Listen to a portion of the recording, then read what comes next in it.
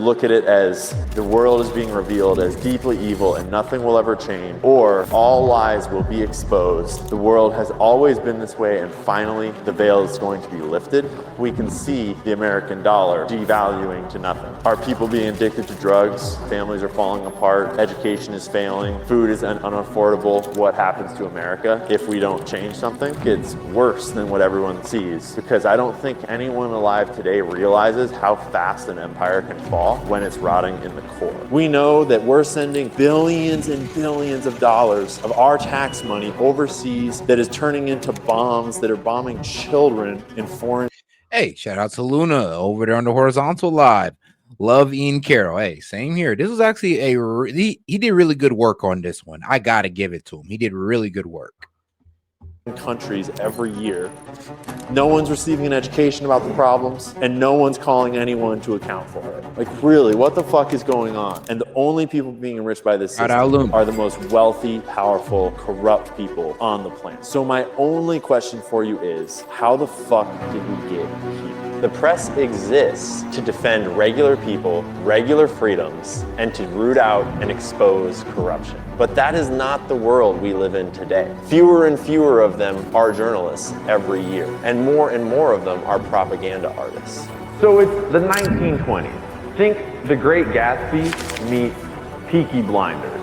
And the mob and the mafia have gotten pretty big and pretty rich off of selling liquor, the most popular drink in the country, on the black market. The CIA's very first official operation was to use their buddies in the mafia over in Italy. If you have a government of thousands and thousands of men doing things with a lot of power involved in their various jobs, some of those men are going to be bad dudes, inevitably want to abuse their power. No one is saying it's the whole government. It only takes a few bad apples in the bunch trying to abuse their power to start doing something really dark. The mob and the mafia learned how powerful sexual blackmail is, and they started to use it on all sorts of law enforcement officers, and they started to create a network of essentially spies that sought blackmail over law enforcement. That could be, first it's a bribe because this guy needs money. Then he takes the bribe and he does a favor for you. But then once he's done the favor, that's a second piece of blackmail. So the same technique can be used on a local law enforcement officer, a local sheriff, a deputy, all the way up the chain to the very director of the FBI. They started to hone that craft over the next 100 years until now we have exposed that Jeffrey Epstein was running a global pedophile trafficking ring that was being used to blackmail the most powerful people in the world. And the further they went in, that more impossible it would ever be to get out.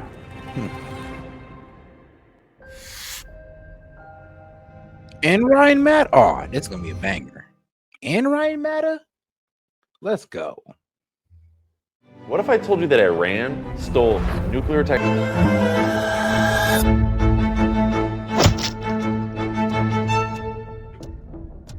The story starts thousands of years ago, but I think a good place for us to start is 1920. So, it's the 1920s. Think The Great Gatsby meets Peaky Blinders. Both of those are set in the 1920s. Organized crime grew up around the immigration culture of the early 1900s in the USA, and everyone was flooding in from Europe for a better life. Arriving on the shores of America, famously overflowing the shores of Ellis Island, and packing into cities like New York City and Chicago. And they quickly realized that the America that they'd arrived in was not exactly the America that they'd been sold. Cities were overcrowded, jobs were scarce, money was scarcer, and pretty quickly, crime started to run rampant in these massive mega cities of America. And so organized crime in the early 1900s was naturally racially segregated. And as it grew and grew and grew, and these gangs became bigger and bigger, naturally, they became more and more racially segregated. And it's not that weird to think that organized crime would segregate racially, because if you were going to commit a whole bunch of crimes, you'd probably not want to do it with a stranger. Because if your stranger friend got caught, how long do you think it would be before they ratted you out so that they could go free? The name of the game in organized crime is loyalty. And naturally, blood is the strongest loyalty you can find. And so as organized crime became a business, Blood relationships, family relationships, racial relationships became the ties that bound organized crime together. And by the time the US government had the great idea to outlaw liquor, the most popular drink in the country, organized crime was already off to a great start. And this turned what were street gangs into an organized criminal cartel, the size and scope of which the world had never seen. Suddenly, small Italian gangs became the Italian mafia, the Cosa Nostra, and small Jewish street gangs became the Jewish mob. I mean, and let's be real, this was like the prime time of these guys. I mean, we're talking about mobsters that lived and died as mobsters, never got caught before the RICO Act. These guys were literally, honestly, pretty much running our country and running all of our major financial hubs like New York and Chicago, LA. I mean, didn't matter, bro. Wherever money was flowing, the mob was there. I mean, the Jewish mob, I mean, they're the ones who founded Hollywood and Vegas. And of course, like I said, it was the Italian mob that was running all the financial hubs. So it's the 1920s. Think The Great Gatsby meets Peaky Blinders. And the mob and the mafia have gotten pretty big. And yes, and Chase is right. And we were doing great under those times too. You know, 10 years later, then the Great Depression hit. Hey, but the Roaring 20s, hey, it was called Roaring 20s for a reason. It was doing great. And pretty rich off of selling liquor, the most popular drink in the country, on the black market. Because someone had the great idea to outlaw it. And that was what allowed small criminal gangs filled with immigrants to become international crime syndicates that ran the entire country. Eventually, the mob and the mafia got so big that they realized they'd do a lot better if they just worked together. I mean, yeah, bro, they was making so much money, it was ridiculous. Like the Jewish mob and the Italian mafia, they was making so much money that they was rivaling how much the government was taking in taxpayer money. That's how much money these guys are making. Like they were virtually unstoppable. You cannot touch these guys. There wasn't a single politician that there was not a single politician that they did not have under their payroll. And if you weren't under their payroll, you was easily erasable. Or, well, you know, hey man, they got the guns for a reason. I'm telling you. So look, if you didn't get down, you laid down. I mean, that's just how it went back in the day.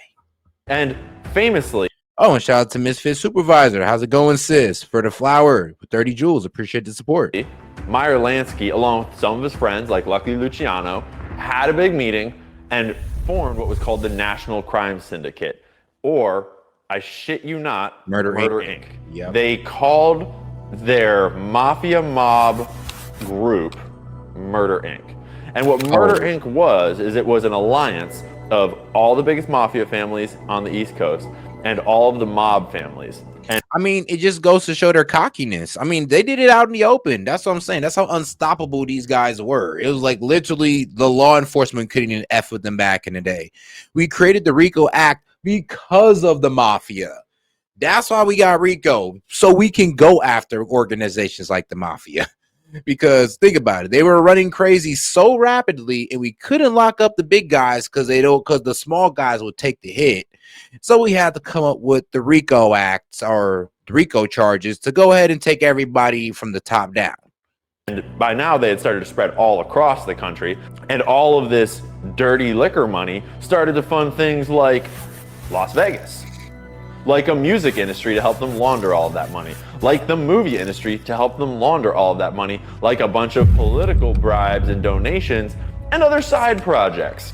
One of the most important side projects that Murder Inc. took on was blackmailing the director of the FBI. You know, the FBI that should be in charge of putting Murder Inc. in jail. It was run by J. Edgar Hoover, one of the most famous pieces of shit in American history. And J. Edgar Hoover ran the FBI before they were even called the FBI. And in total, he was at the head of that ship for almost 50 years. And for the vast majority of that time, he was being blackmailed by the very people that he was supposed to be putting in jail. Somehow or other, the boss of Murder Inc. got photos of J. Edgar Hoover, shall we say, doing extracurricular Yeah. Yeah, they did release the photos actually. But yes, they did release photos of the mob had blackmailing J. Edgar Hoover that he's gay. Yes, that he's gay and he likes to cross-dress apparently. I know the cross-dressing part's a bit wild. I mean, being gay, cool, but the cross-dressing part is what kind of threw me. So yes, and this is back in the day, guys. This is back in the day where then you getting caught being gay was like a death sentence to your social life, to be quite honest with you. So this, trust me, this was enough to make anybody or make any man do what you want. Because, like I said, being gay back in the day was a kill to your social life. Like it was over for you. Might as well just go and live on Brokeback Mountain. Activity with his male aide. This is back in a time when homosexuality was super frowned upon. And actually, our boy J. Edgar Hoover was a big part of promoting the fear of gay people in politics and in the agencies because the communists would blackmail them. Wait, what? For half a century, the FBI directed a wage war on. Wow. No, that's wild. It's okay. Let me read out the whole thing. So, for half a century, the FBI director would wage war on homosexuals, black people, and communists. Oh, the bastard. That fear, the Lavender Scare, ramped up significantly in the Cold War. It's not entirely clear how these mob bosses first got these compromising photos of the director of the FBI. We have questions. But once they had them, they proceeded to run rampant across the entire country. And once J. Edgar Hoover was blackmailed, he decided, let's have some fun. Let's live a little. And so they started throwing these parties at this place called the Plaza Hotel, where they decked out this whole suite with cameras secretly. And then they would throw giant gay cross-dressing orgies with a bunch of the most famous politicians and celebrities and mobsters just mingling, having a great time. Think a rave, but it's 1920, and J. Edgar Hoover is filming you doing gay shit, or whatever other kind of stuff you're into. Who knows? This was the birth of modern video-based sexual blackmail, which we're gonna see again and again in this story. And it's worth pausing to think just how powerful this is, because we all know that men run the world. And we all know that men are great, but they like to stick their dicks in things without necessarily thinking about it. And if you think about it first and then you film it, sometimes you can catch them doing some dumb shit. And when you do, generally they would rather work with you than have the whole world know what they did last Saturday night. And they found out that this worked really well. It turns I mean, not everybody's gonna Kevin Hart it and just go out there and tell the world like, F it, yes, I was cheating on my wife. Who gives a damn? You're not gonna blackmail me. Yeah, not everybody is in the Kevin Hart. turns out that once you have blackmail on the boss of the FBI, you don't really have to worry about the FBI. I wonder who else you could get blackmail on. Politicians, regulators, the sky's the limit. And the mob and the mafia proceeded to get blackmail on everyone they could. But it wasn't just them. So J. Edgar Hoover also realized how powerful sexual blackmail was, and he proceeded to collect the world's most extensive library of sexual blackmail material ever formed. Until Epstein came on the scene, but we'll get there in a minute. So there's an important thing to talk about here during this Prohibition era when organized crime is all over the place with no cop on the beat. They made a lot of money. Like so much money, they did not know what to do with it. Right. And so naturally, they founded Las Vegas and they filled it with casinos. And literally, like, bro, so much money they built Las Vegas. Like that's how much, like I said, it was rivaling they was rivaling what the government took in taxes. That's how much money these guys were making. And it was so much money that they built Las Vegas. Like, can you imagine how much money it took for these guys to literally come up there and fund all of Las Vegas? So yes, that's the mob. Yeah, so it was the mob that created. Actually, no, it was a Jewish mob that also helped as well. Italian mafia and the Jewish mob that helped make Las Vegas, and then of course the Jewish mob got their hands all over Hollywood. And in those casinos, they laundered their money for days. They sold drugs, they sold prostitutes, they took everyone else's money at the poker tables. And Vegas is still the same till this day.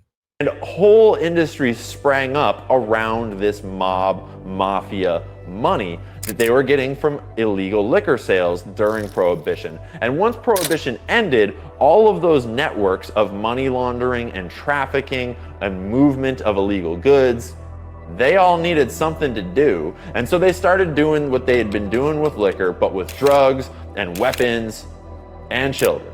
So eventually, the US government realized that's a fucking horrible idea. Everyone is drinking anyways. Let's just stop giving organized crime all of the liquor money and go back to life the way it was. And unfortunately, there's no take-backsies. And so now we have this whole nation full of criminals running around rampant, and the cop on the beat is blackmailed.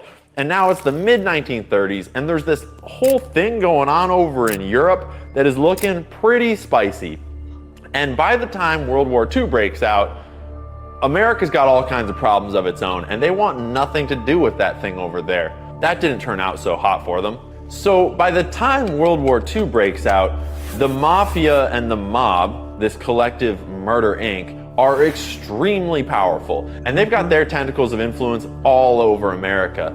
And during World War II, the US government runs into a problem. They're trying to turn this gigantic boat, like think Titanic, but 2.0, bigger and better. They're trying to turn this giant boat into a troop transport in the harbor in New York City. And then suddenly it catches fire, capsizes, sinks right there in the bay.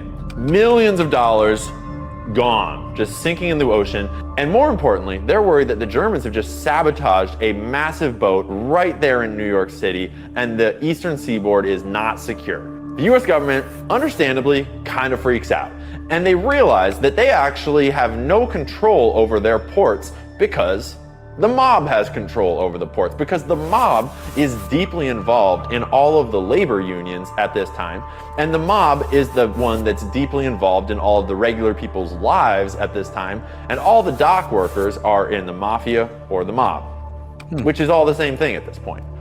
So the US government does the logical thing in the middle of World War II, and in order to secure all of their ports and take back control from the mob and the mafia and keep the Germans out, they go to the mob and say, hey guys, do you want to take control over all of our ports?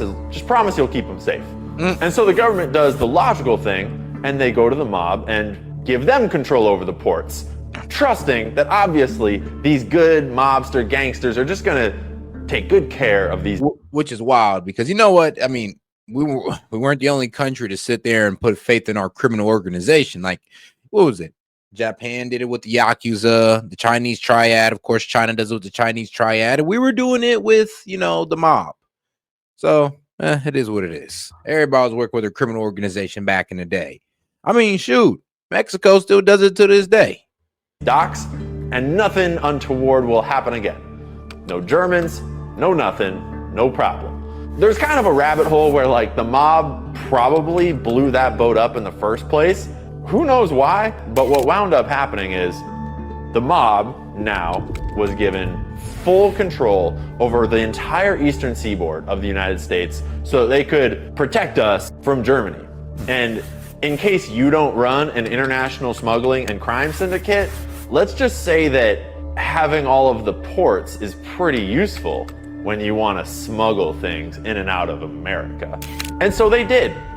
World War II had not even ended when all of the Jewish mobsters started sending weapons to all of their buddies over in this new little country called Israel. Well, I guess back then it was called Palestine, but we don't need to argue about that. And so before World War II had even ended, the mob started using those ports to smuggle. And you might think smuggling drugs into the United States, but actually, one thing that they did a lot of was smuggling guns out of the United States, because the world's Jewish population was busy doing this little project over in this place called Palestine that they'd been working on for a little while. Ever since our boy Rothschild got written this letter that gave him this country, which is so crazy, they had been busy building the country over there in Palestine by moving as many Jewish people as they could.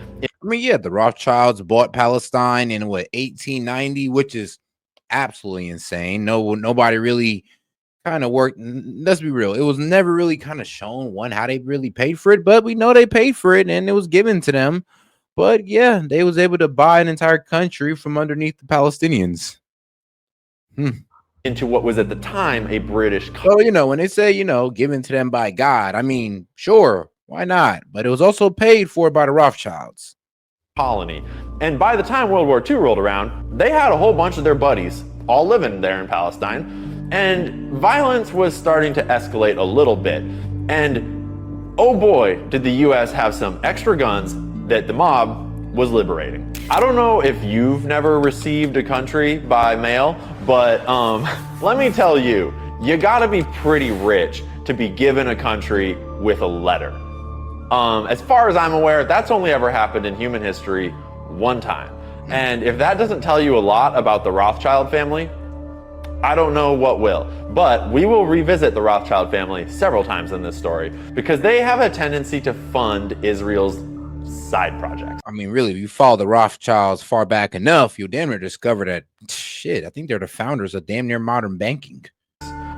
More on that later. So anyways. And they have a lot of gold, a whole lot of gold.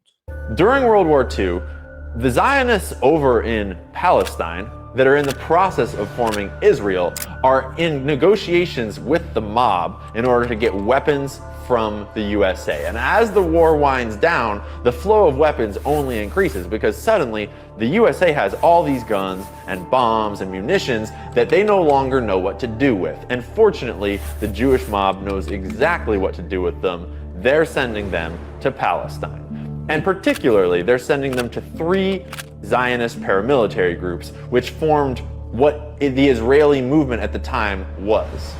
And so at the time, there was no Israeli government and there was no IDF. There was just a loose association of Zionists all fighting to establish their own country called Israel. And there were 3 primary paramilitary organizations: Irgun, Lehi, and Haganah. And let's be clear, all 3, Irgun, yeah, remember those, Lehi, and Haganah. And let's be clear, all 3 of them were in the business of bombing civilians to get them to leave. But Haganah was a little more mellow about it and did not get the official name terrorist organization in the way that Lehi and Irgun did. And Lehi and Irgun were called terrorist organizations by the entire international community as well as the future government. Oh, wow. Let's see. The British considers it a terrorist organization. The dominant labor Zionist movement considers it a radical rival. In 1936, it became an instrument of its revisionist party and an extreme nationalist party. It was responsible for about 60 terrorist attacks targeted both British mandate officials and Palestinian communities. I mean, well, since the beginning, Government of Israel, because that's what they did. They bombed civilians in hotels, in marketplaces, anywhere they could find them in order to make life as unhospitable as possible in order to convince them to leave. And during World War II, they had a moral dilemma because there's this war going on all across Europe that is displacing Jewish people specifically. And the whole point of Zionism is we want those Jewish people here. And so the Irgun and Lehi groups had a little disagreement. Who should we back in this war? Wow. Should we side with the guys that are putting the Jews into camps and killing them and kicking them out of their country? Or should we side with the allies on the side of justice and peace and democracy? And naturally, half of the Jews in Israel decided, those Nazis are kicking out a lot of Jews, and that's super helpful. I really think we should partner with them in order to get all of those Jews, the ones that they aren't killing in those camps, and get them to come on over here to Israel. Yeah, that did not age well. But half of them really thought that was the move. And I shit you not, the Lehi group was pro-fascist Italy and pro-Nazi Germany and in active talks with the leaders of Nazi Germany and fascist Italy to Basically, they was hitting up Hitler like, hey, I heard you got some Jews you don't want. Instead of killing them, you can just send them over here to Israel, send them over here to Palestine. We'll take care of them. Like, huh? Well, hopefully bring as many Jews. You almost wish he'd have took that option. Honestly, you kind of wish he'd have took that option. Instead of killing 6 million of them, you could have just deported 6 million. Displaced 6 million. You didn't have to kill them. As possible into Israel. And they did for a little while before the war got a little crazy and Lehi realized maybe that is not the best move. But fortunately, the guys that were in charge of Lehi Group that had all of those great ideas, they were good Israelis that would go on to lead the country of Israel in the future. We'll get back to them in just a minute. And so, all throughout World War II. And if you want to know the name of this video, it's Creating Israel, Terror in the Middle East by Ian Carroll. Especially after World War II, the Jewish mob is smuggling all of these guns and weapons and bombs over to Israel in order to fight Israel's war and found the country. If you are selling to fight Israel's war and found the country. Let's see, the Hagnar embarked upon a large-scale effort by, let's see, an armament to send to Palestine. Okay, so never mind. They were sending weapons to Palestine through front companies with the cooperation of certain Latin American governments. Arms purchased primarily through the War Assets Administrations, which sold surplus U.S. military weapons in the wake of World War II. Well, damn. And were transferred illegally to Palestine, often via Czechoslovakia. Czechoslovakia. It was always a hard one to say for me. If you are selling guns to your buddies across the pond for years while they establish their independent state, are you all part of the same criminal organization or not? Serious question. If you've been buying guns from the mob for the last 5 years, are you a part of the mob? Or when you're done buying those guns, do you just get a free pass? Are you good? Are we cool? Just think about that. Because Israel was founded by, shall we say, militant Jewish men that had bought all of their guns from the Jewish mob in America, and now they have their very own country. This country was funded by the Rothschilds and other wealthy Jewish financiers around the world, because if you didn't realize, creating a country is pretty expensive, and they were armed by the international Jewish crime syndicates in America, because founding a country where there's already people tends to be a little violent. So, the fighting in Israel is done. The new government of Israel is looking at these paramilitary organizations that just founded their country for them, and they need to reconcile the fact that the entire world community is calling them terrorists, because they've just spent the last 5 years bombing civilians and basically using whatever means necessary in order to found Israel. So Israel turned around and realized, like, yeah, that's fair. Y'all are terrorist organizations and you've got to disband. But don't worry, I got a job for you all in my new organization called the IDF, the Israeli Defense Force. And it is not a secret. You can go straight to the IDF Wikipedia page and it will tell you the IDF was formed by absorbing all 3 of those paramilitary organizations that they had just labeled as terrorist organizations. Why? All of the leaders and generals of those terrorist organizations went on to be the future leaders of Israel. Prime ministers, presidents, members of the Likud party, which formed directly out of the Irgun. Everything that would become the politics and policy of Israel was founded in these 3 paramilitary. Crazy. So the most radicalized Zionists came into power, and we're wondering how things ended up like they are today.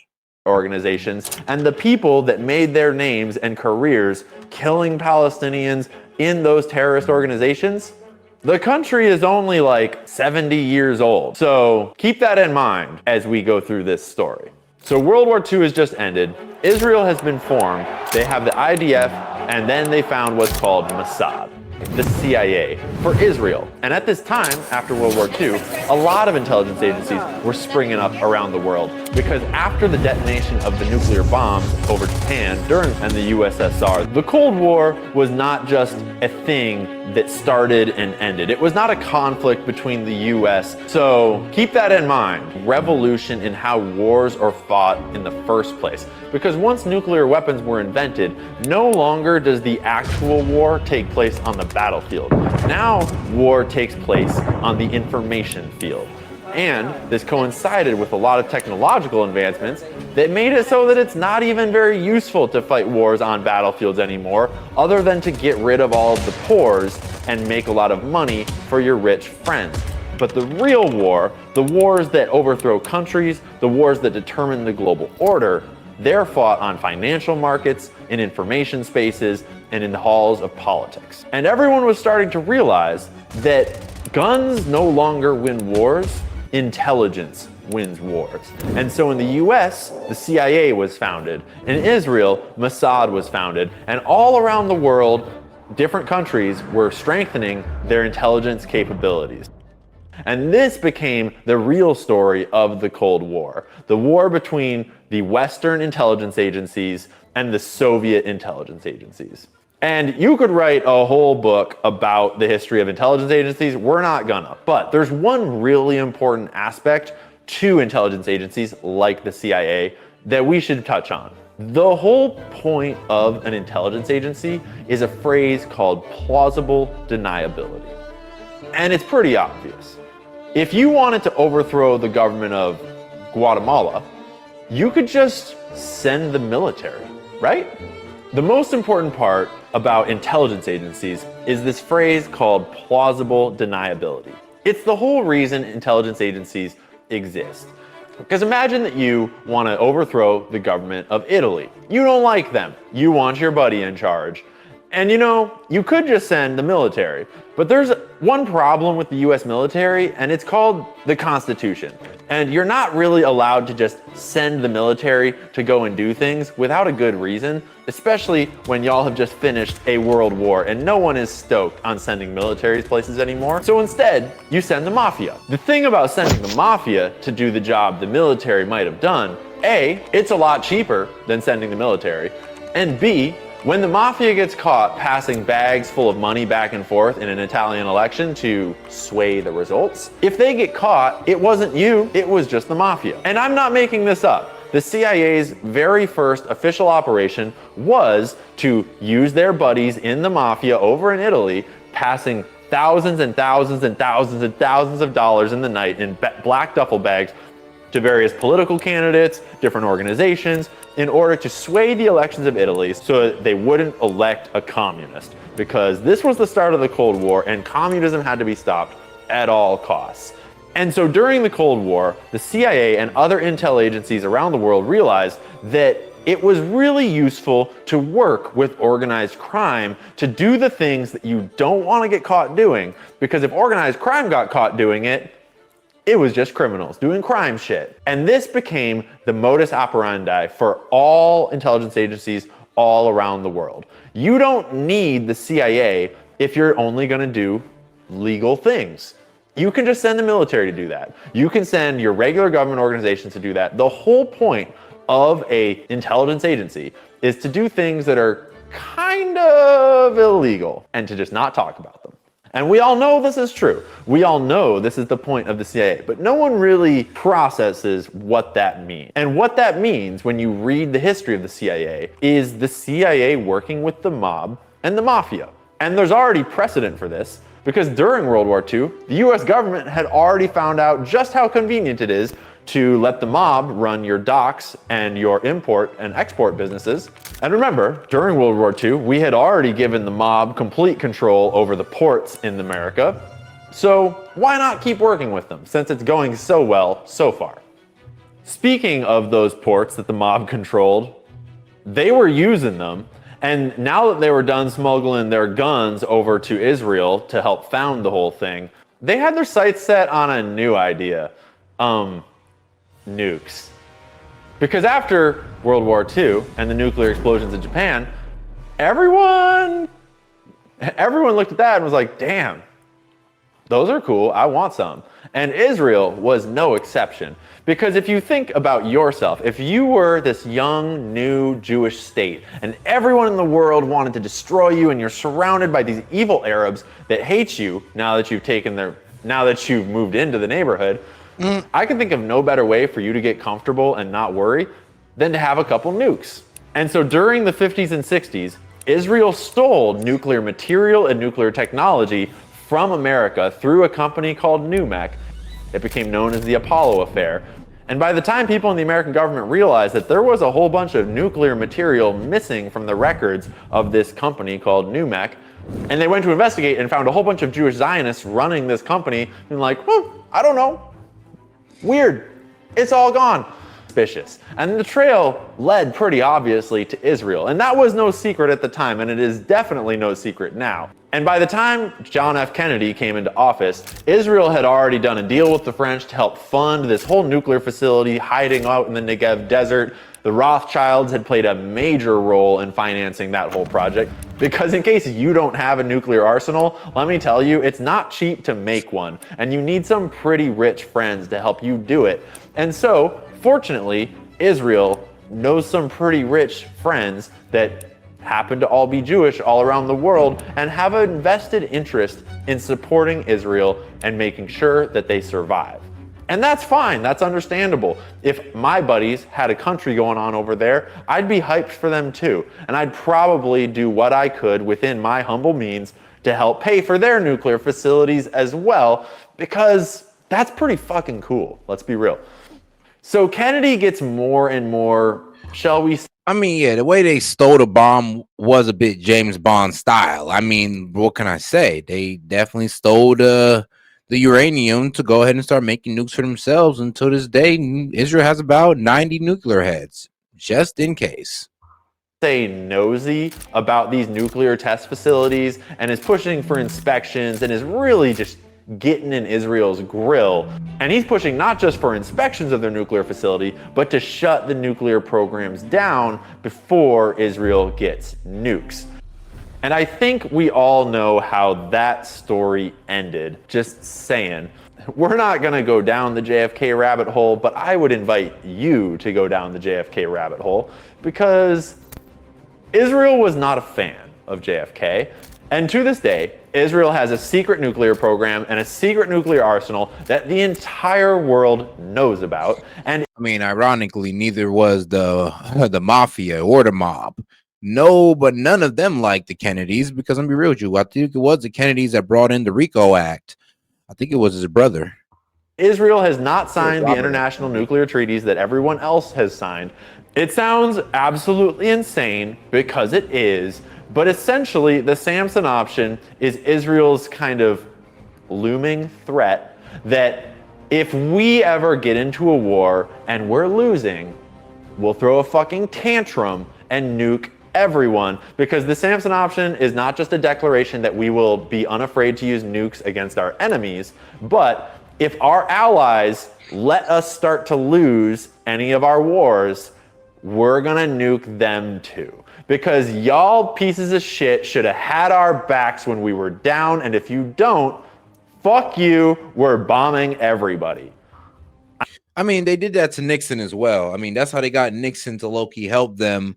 What was it during the whole, what was it? It was their little conflict they was having in the 60s under Nixon. I forgot the name of it, but they threatened Nixon pretty much saying like, bro, we're just gonna start nuking people if you don't get involved. And Nixon could not have that. Even they weren't threatening to nuke us. They was threatening to start nuking like Arab countries. And let's be real, that was not gonna be a very good look. I'm kind of I'm kind of embellishing, but that is actually what the Samson option talks about, and you should look it up for yourself, because it's fucking psycho. Yeah, the Samson option, I mean, you can look this up, if you're honest, you can. But it's the Samson option is pretty much if anything has ever happened to Israel and Israel looks like it's going to be destroyed, it's going to full on attack America. So it's pretty much saying that, well, the Samson object is Israel's nuclear strike program to blackmail America into helping it under a dire situation. Like, we will help you, like you help us no matter what, or we just nuke you guys, which I hope isn't real. to be quite honest, but you can look it up and it does come from valid sources. So it's real, but would it be implemented? I mean, I couldn't even tell you. And I cannot think of anything that is more toddler than if I don't get my way, I'm a fucking nuke. Remember, Creating Israel, Terror in the Middle East by Ian Carroll. So shout out to this guy. Everyone, so you better help me.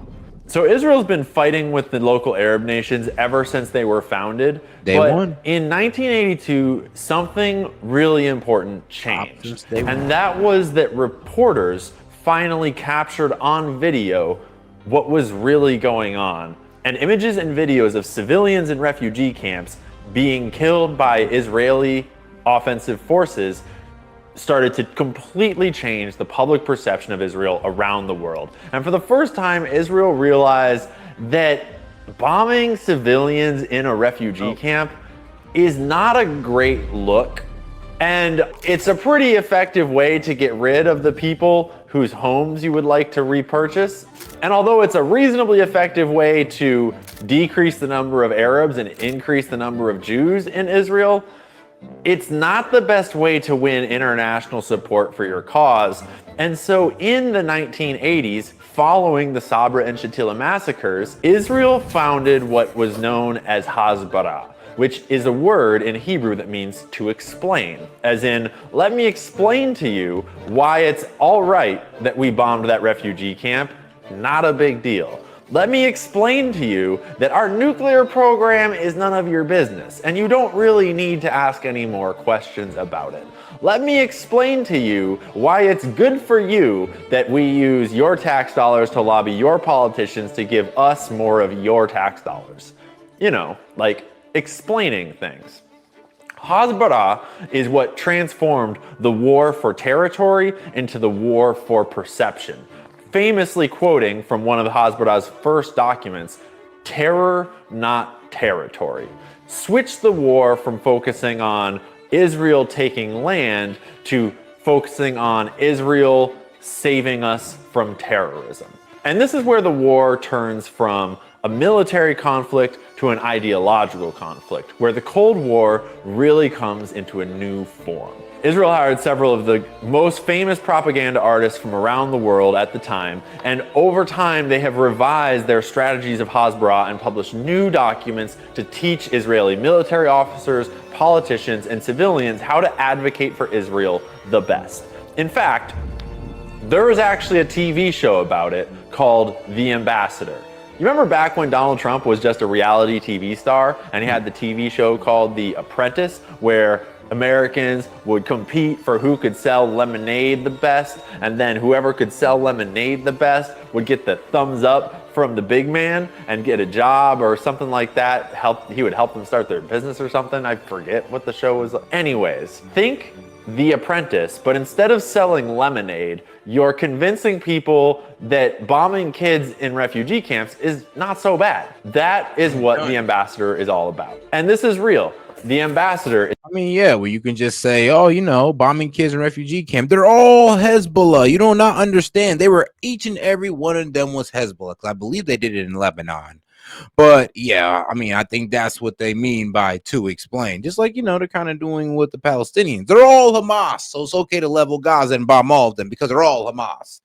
Even though, you know, Hamas was voted in 2006, and well, that means half the Palestinians had nothing to do with Hamas being elected, considering that most of them are 18 and below. Is a TV show that aired across Israel for many years, where Israeli civilians would compete for who could provide the best Hasbara, who could explain the Israeli situation the best. And whoever won the TV show, instead of getting funding for their next capitalistic venture, they would get a position in Israeli government, explaining to the rest of the world just how great Israel is and why all that bad stuff you see on TV is really not such a big deal. And it's mostly Iranian propaganda anyway. And the fun thing about Hasbara is they publish documents about how to do it. And in those documents, there are some pretty wild quotes. Inside of the Israel Project's 2009 Global Language Dictionary, they have a specific list talking about what are the most important things to know in order to conduct Hasbara. What are the most important talking points to have a handle on if you're going to explain Israel's situation? Number 3, the wealth, power, and success of Israel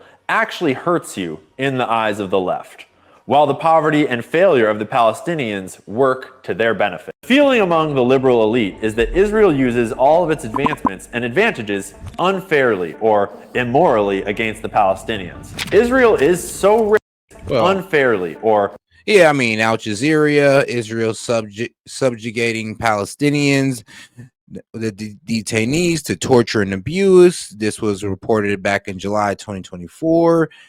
I mean, damn, even them. Israel acknowledges Palestinian civilians harmed at Gaza aid sites, says lessons learned. Oh, wow. Oh, okay, well. Yeah, I mean, they've always had a harsh language towards the Palestinians, let's be honest.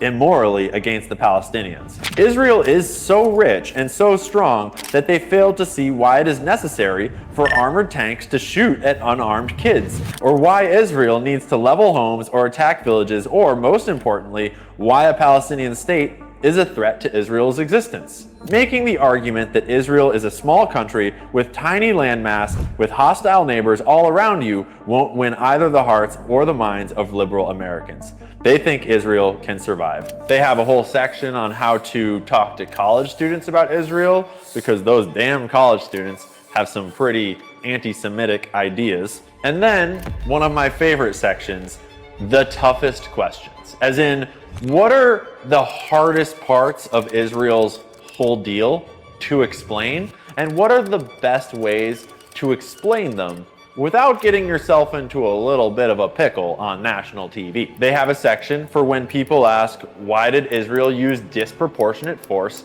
in Gaza? And they give you several examples of how to divert that question into a different answer, because let me guess one of them. Bring up World War II, right? Because that's awkward.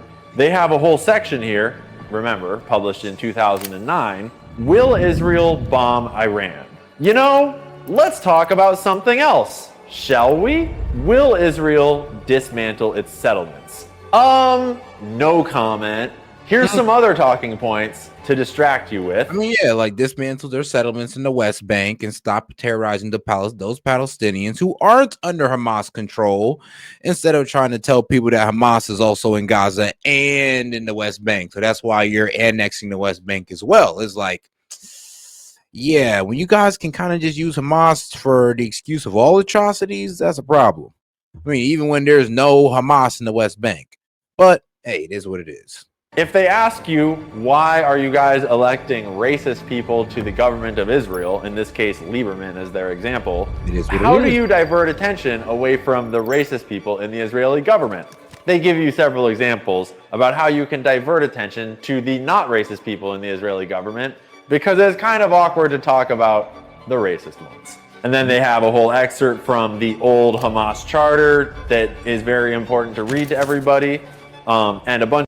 Yeah, the old Hamas charter, because I mean they updated their charter. That's what a lot of people don't know.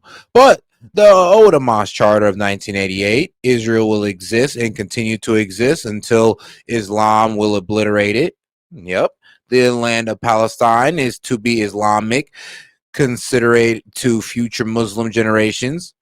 Yeah, concentrated until Judgment Day. There is only one solution to resolve the conflict, and that is jihad. Of facts and figures that are very pro-Israel for you to keep in mind, so that you can help and explain the plight of Israel. And I don't mean to say that there is no plight in Israel. I don't mean to say that Israelis have, perfect lives. I don't mean to say that Hamas and other folks haven't attacked Israel. I just mean to say that if you're gonna defend Israel, why go with the truth when you could go with Hasbara? Because the fact of the matter is, the truth looks pretty fucking awkward when you say it out loud on live TV, and so we've devised an entire strategy of what works better. And I know it's all fun and jokes to talk about Hasbara and to laugh at their propaganda manual, but you need to consider what this means for the whole world, and what this means for Israeli people. When you grow up in a society where Hasbara, propaganda, is celebrated on a national level where you have competitions on TV for who can be the best propaganda artist, when your whole existence is raised into this Israel first at all costs, and you are willing to stretch the facts and propagandize your own people and the rest of the world in order to support your Israeli cause, that trains your young people to think in a very specific way. And when you celebrate Hasbara over the truth, your young people learn to Hey, and shout out to my man Ron for sending in the 650 jewels, the mystery box. Hey, appreciate the support. Shout out to my man Ron, running the members. think in terms of Hasbara, not the truth. And so you wind up with a world full of Israelis whose entire lives have been shaped by Hasbara, not by the truth. And to be clear, the truth is not always in favor of the Palestinians. The truth is just the truth. But when you're trying to explain what's happening in Israel and Palestine on live TV, going with the truth is not the best option for Israel. And they realized that a long time ago, and they've been doing Hasbara ever since. And it is not just a booklet that I'm reading from. It is an entire global campaign, because when you look at the way the news covers the issue, you see a very important skew towards Israel in all of American media. It's not that way in Europe. And if you've traveled in Europe, if you've spoken to Europeans about it, if you've watched European news coverage ever since back in the 60s, all the way up until today, the coverage of the Israel-Palestine conflict abroad is very different than it is in the United States, because you can't control the news everywhere, but you can control. I mean, to be quite honest, when you get like read in on the conflict in Palestine or this whole Israel-Palestine conflict, it is shocking, because it's like, whoa, how long has this been going on? Decades? Hold on, you're telling me this has been going on and like nobody covers it? Yeah, like that's the craziest thing that was like wow to me. And then I started learning how, well, it's kind of a no-no to cover that topic, and you could pretty much lose your channel if you do cover that topic. And this was like back in the day. I mean, like before COVID. Most of the news in the United States, and they damned well do. And we don't need to get into who owns all the news companies just yet, but study after study has shown that the news coverage in the United States is slanted significantly more in Israel's favor than the news coverage in other countries around the world. One of the best ways to figure out who controls the news is to look at what the news is unwilling to talk about. And there might be no better example of what the news is unwilling to talk about than Jeffrey Epstein. And yeah, the news is totally willing to talk about the fact that Jeffrey Epstein committed suicide and Jeffrey Epstein got caught doing this thing, but the news paints a very careful picture of Jeffrey Epstein. And one thing they are very careful not to talk about is the extensive connections between Jeffrey Epstein and Israel. Jeffrey was Mossad.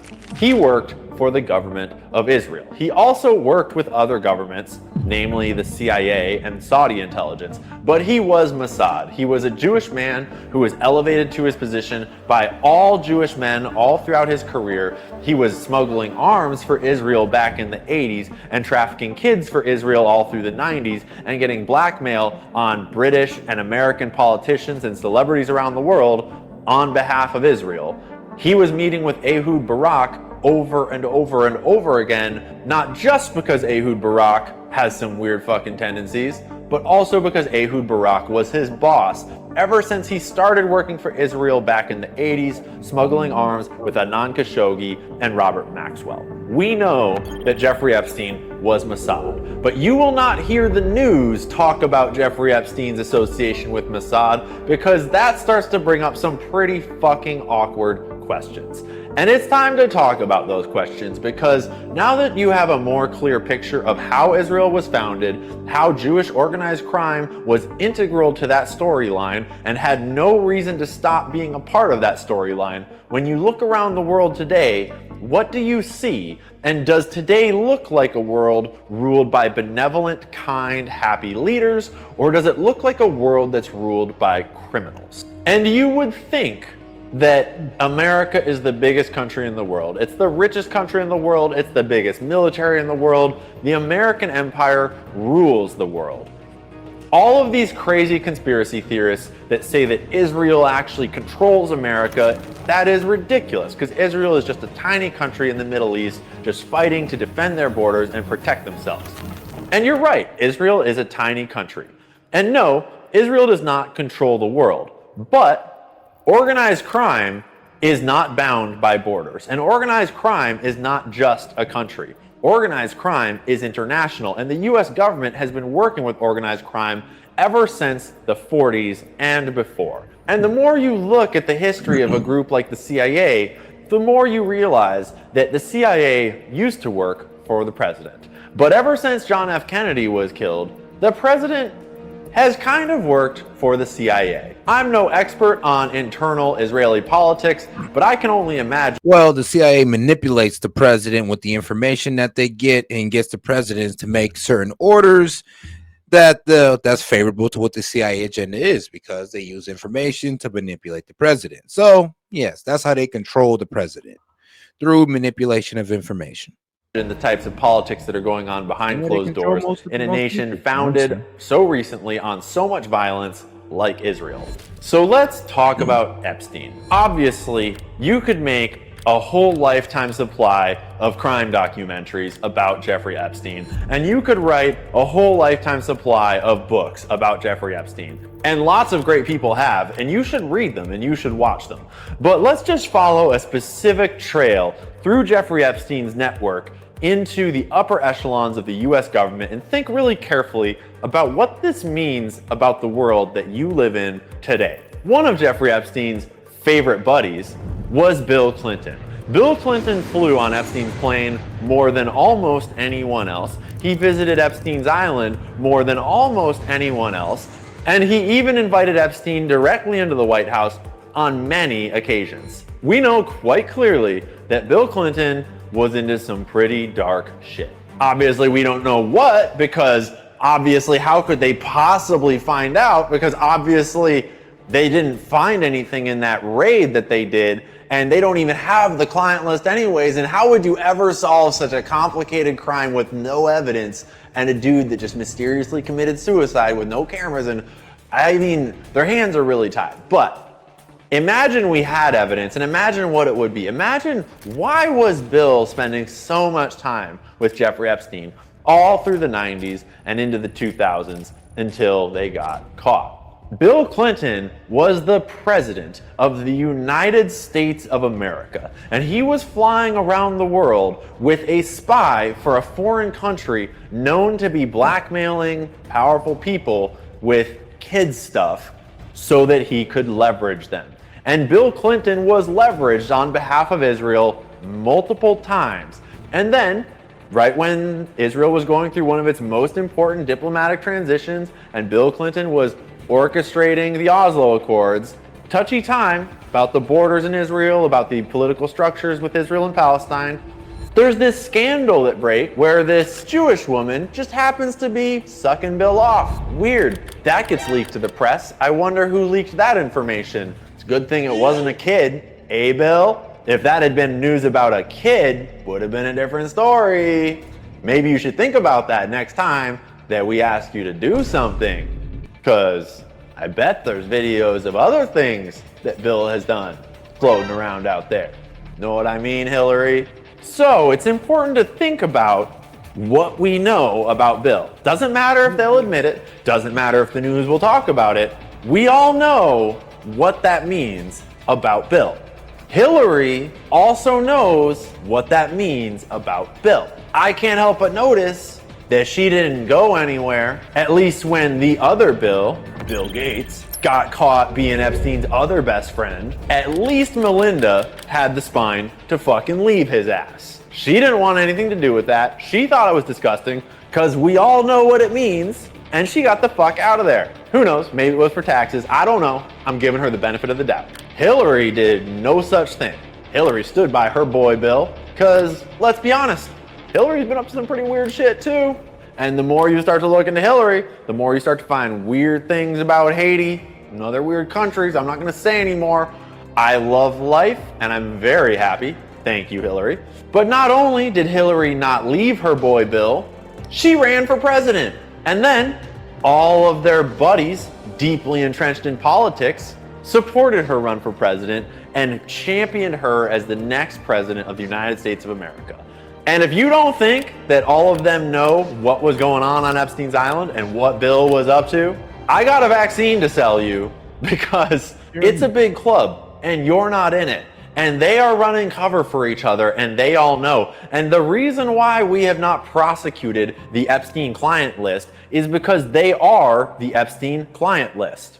And even the ones that aren't engaged in those things know what those things are. And they're not about to rat on their buddies because they're all getting rich together. And everything is going just fine for them. Thank you very much. Have a nice day.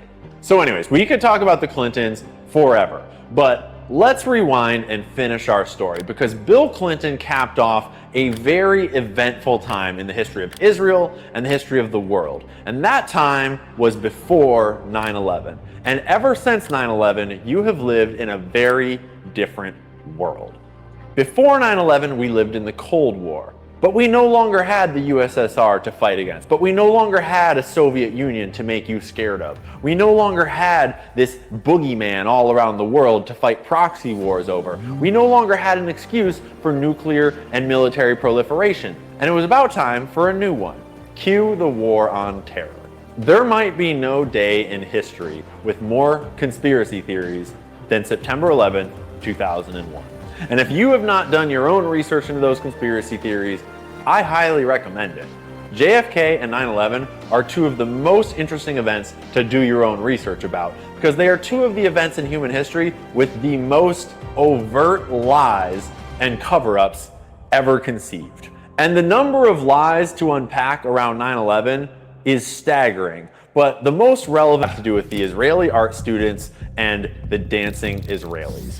And once again, the media will be very quick to say that those are just conspiracy theories and there's nothing to them. They've been debunked 100 times, and that's fine, maybe. All I'm saying is that you can read the FBI documents yourself about the Israelis that were clapping and cheering and high-fiving during 9/11 terror attacks for yourself, and you can read the reporting and draw your own conclusions. That they were like happy, you know, they didn't look shocked to me. You know, they didn't look shocked. I thought it was very strange. Because sure, the FBI determined that it's not suspicious that these Israelis were dancing and cheering and taking photos of the burning trade centers and talking about how great it was that now America will understand our plight and now America will hate terrorists just as much as us.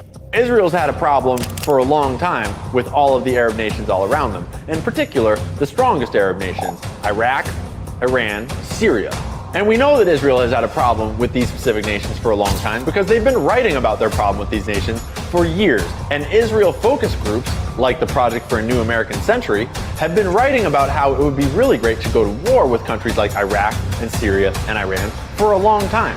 It is no secret that Israel has wanted war in these countries and has wanted these countries destabilized and overthrown for numerous reasons: oil, pipelines, terrorism, supremacy, whatever it is. But possibly the most important outcome of 9/11 is, and they damn near throwing all of them into dysfunction. I mean, look at Syria. Ideological, not territorial. After 9/11, every American was trained to see Arab people as terrorists. And the media was so effective at establishing this narrative within your mind that most Americans don't even realize how conditioned you have been to think of all Arab people as potential terrorists, and everyone else is far less likely to commit acts of terrorism. Need I remind you that until very recently, when a little Wikipedia article was changed, the world generally agreed that the first modern terrorist attack in history was the Jewish terrorist attack on the King David Hotel during the combat for the establishment of Israel. Some of the very first terrorist groups in the modern world were Jewish terrorist groups terrorizing the Arab populations in Palestine for the formation of Israel. Terrorism does not have a color or a nationality or a religion. Terrorism is when you kill civilians. Simple as that. Doesn't matter if you're a nation, doesn't matter if you're a militant group, doesn't matter if you're an individual. If you're running around killing civilians, that's terrorism. Doesn't matter if it's self-defense, Doesn't matter if they look different than you, doesn't matter if they called you names.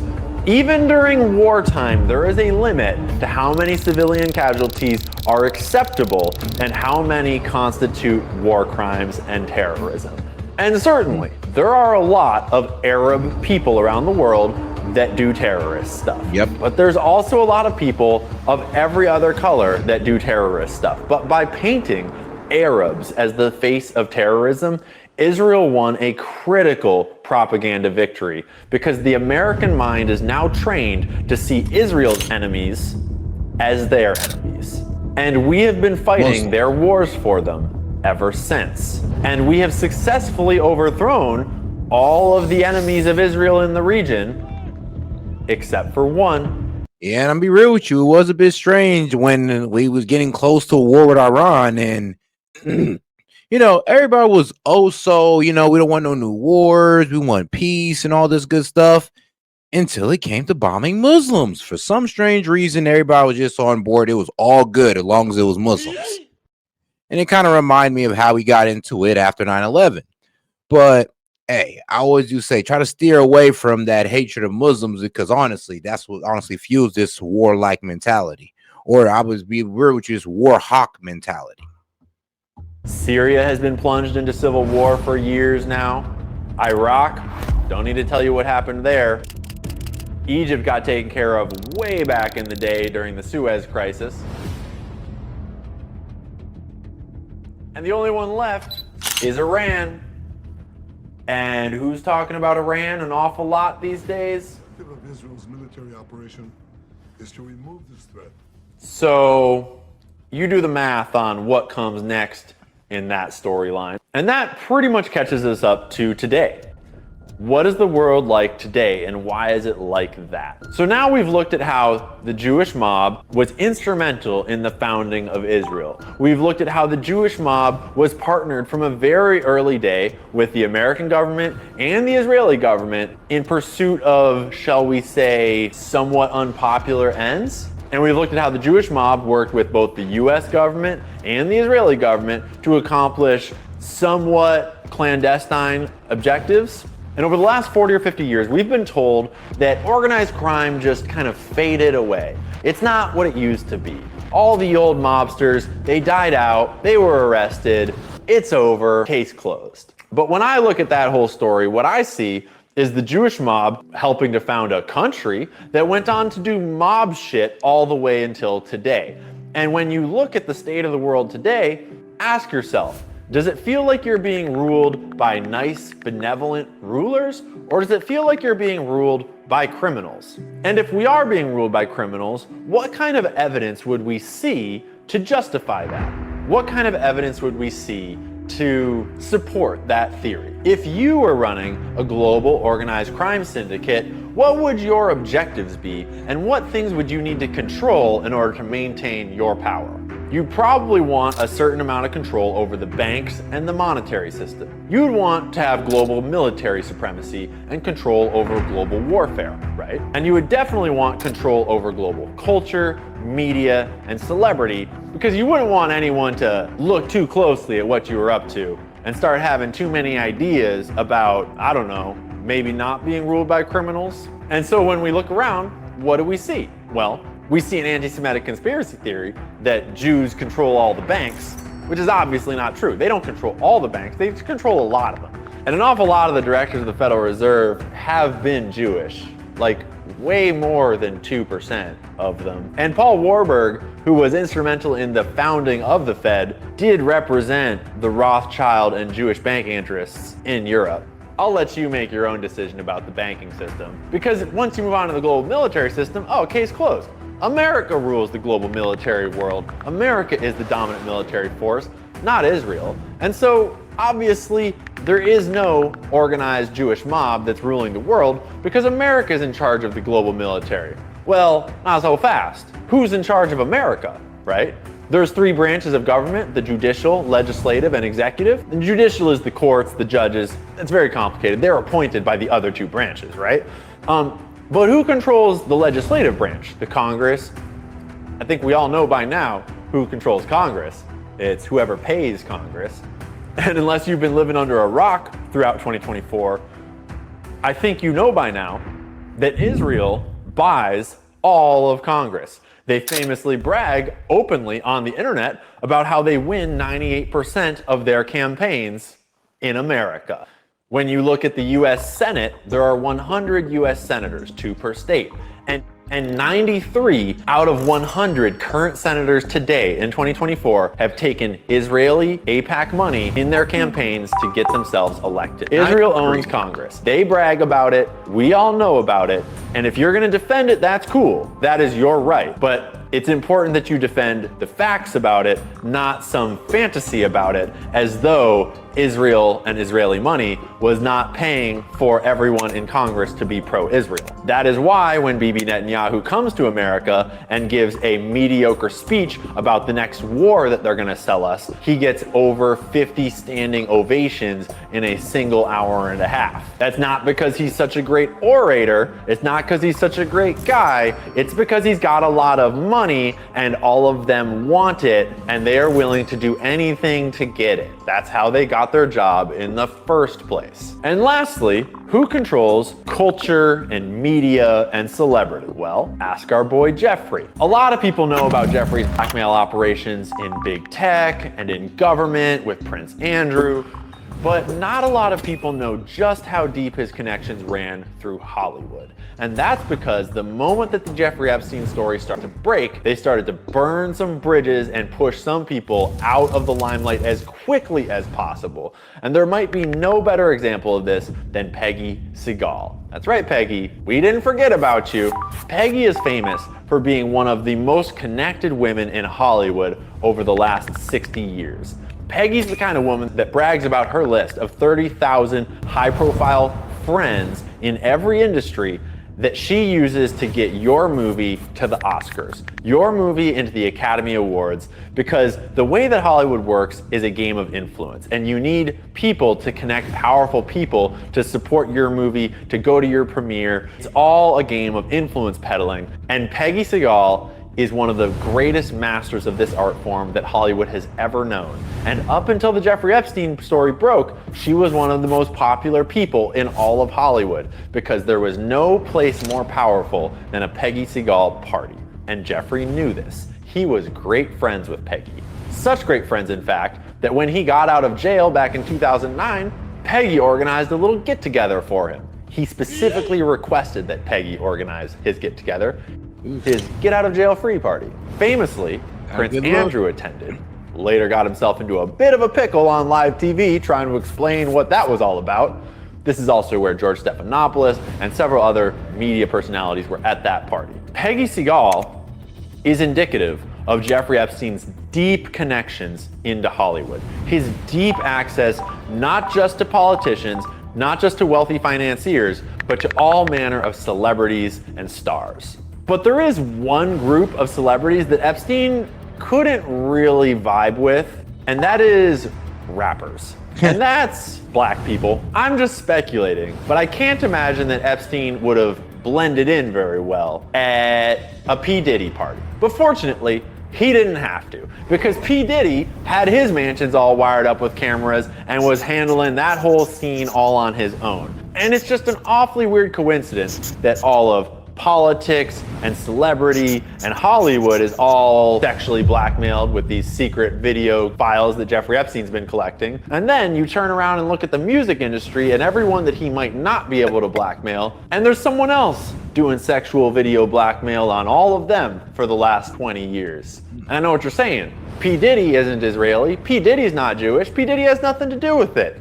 Who wired those houses up for him? Who gave him a record label? Who funded all the parties that P. Diddy was throwing? And I'm just saying, do your own research, draw your own conclusions. Nothing is certain in this crazy world. It's just kind of a weird coincidence. Running a sexual blackmail ring is not a simple task, and I just can't help but wonder who taught Diddy how to do it.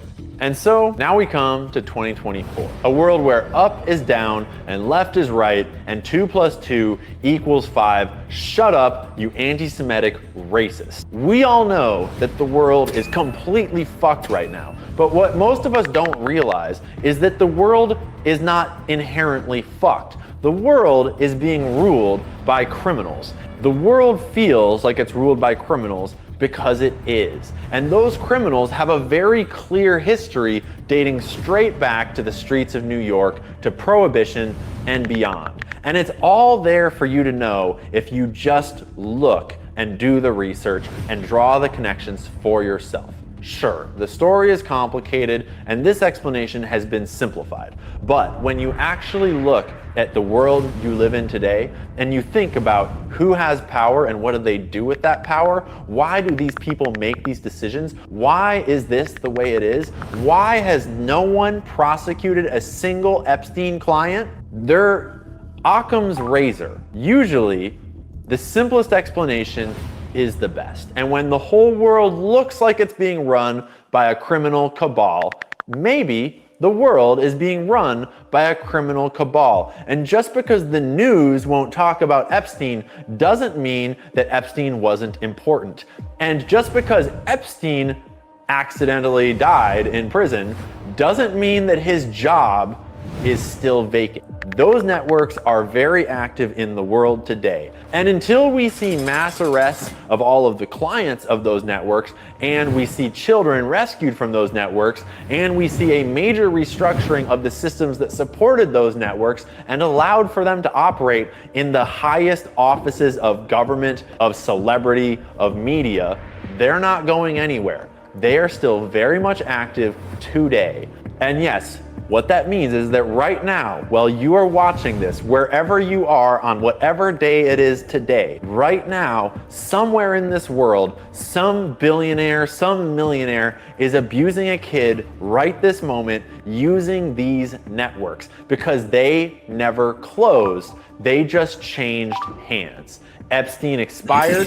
Someone else took his job, and I guarantee you they're still doing just fine, because until we see all of these motherfuckers brought to justice, everything's gonna stay exactly the same. And ignoring it will not solve the problem. So it's time we address it and confront it. And if it walks like organized crime and it talks like organized crime, it is probably the Jewish mob that founded their own fucking country and moved in and has been doing mobster shit ever since. Israel absolutely has a right to exist as long as they stop doing mobster shit to the rest of the world. And sure, Israel can do what it wants within its borders. But since when was it okay for Israel to buy out your politicians to do what it wants within your borders? And yeah, maybe it's not the best idea that Iran get nuclear weapons, but maybe you should think carefully about the country that is most vocal about that concern,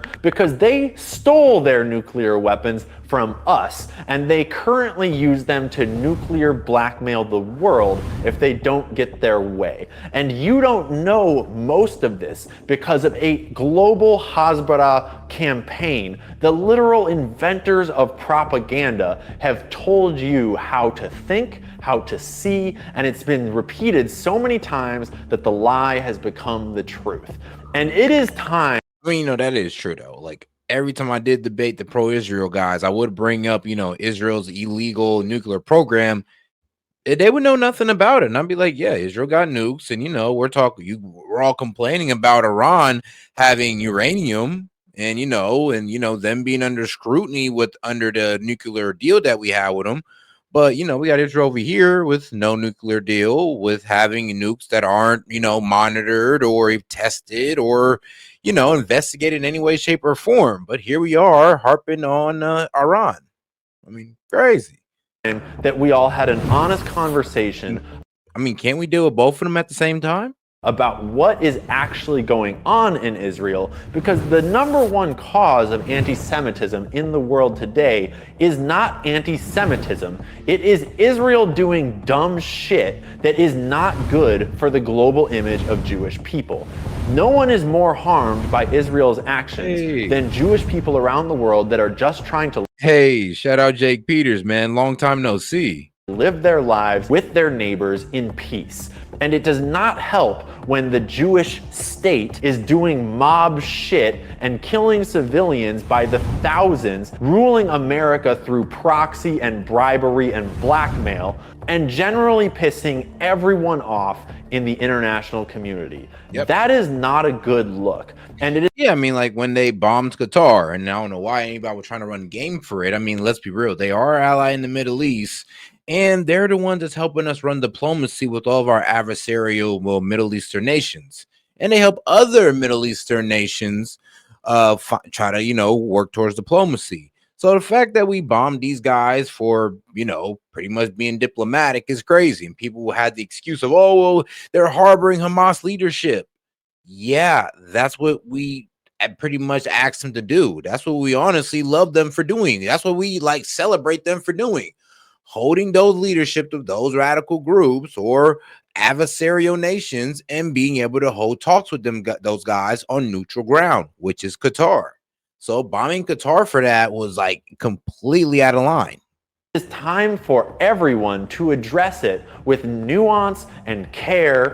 And the answer is not to blame all Jewish people, because that just leads to the ongoing cycle of violence and victimization that got us to the state of Israel in the first place.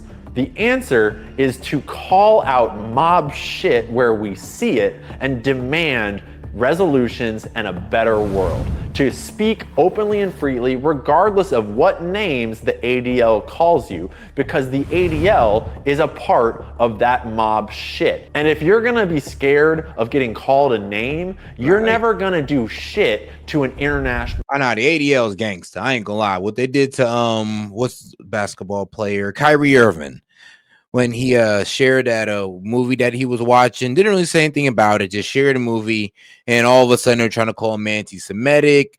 They made the man apologize and donate money. I mean, yeah, made him bend the knee and kiss the ring completely. Crime ring. And he learned his lesson. You don't ever question them boys. You don't question these guys over here, okay? You don't question them. You don't talk about them, especially if you play basketball. That controls the media, the money, and the means. 2024 has been a crazy year so far, and so much has come to light and come to the forefront of our collective consciousness that was hidden deep beneath a mountain of propaganda for so long.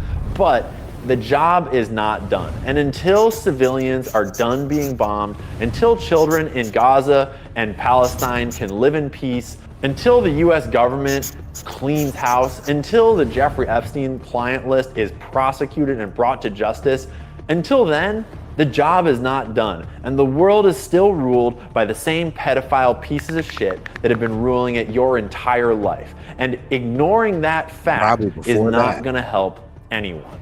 So it's time we talk about it, it's time you learn about it, and it's time that we change our expectations from letting the world be the same way it's always been and letting the same pieces of shit that have always ruled it continue to rule it, and we demand more.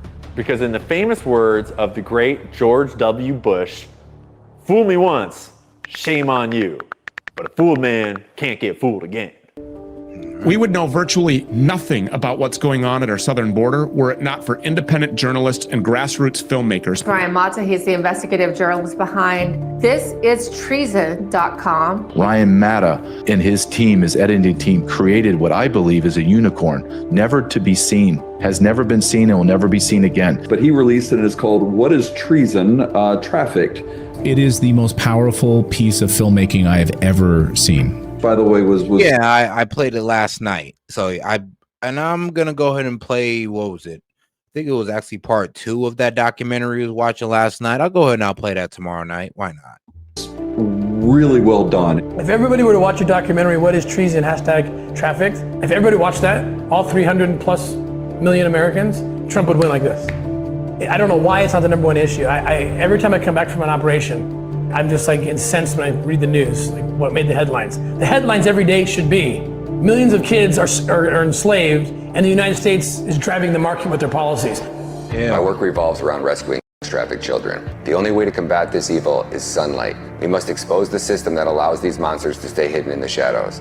America is the #1 consumer of child. and we have more agents working in the PR department at every FBI field office than we do hunting down these predators who are selling child porn on the internet. I wonder why America is the #1 consumer of child.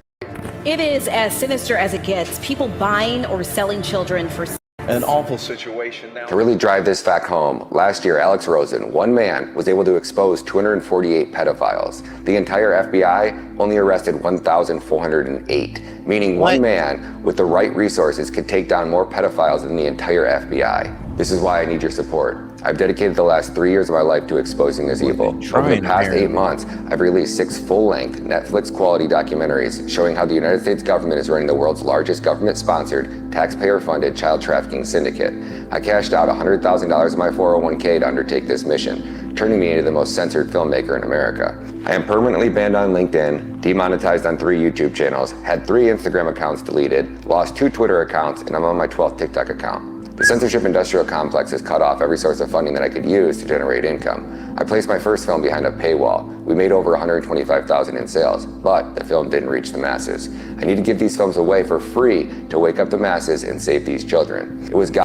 Yeah, I'll go ahead and I'll play part 2 tomorrow for you guys.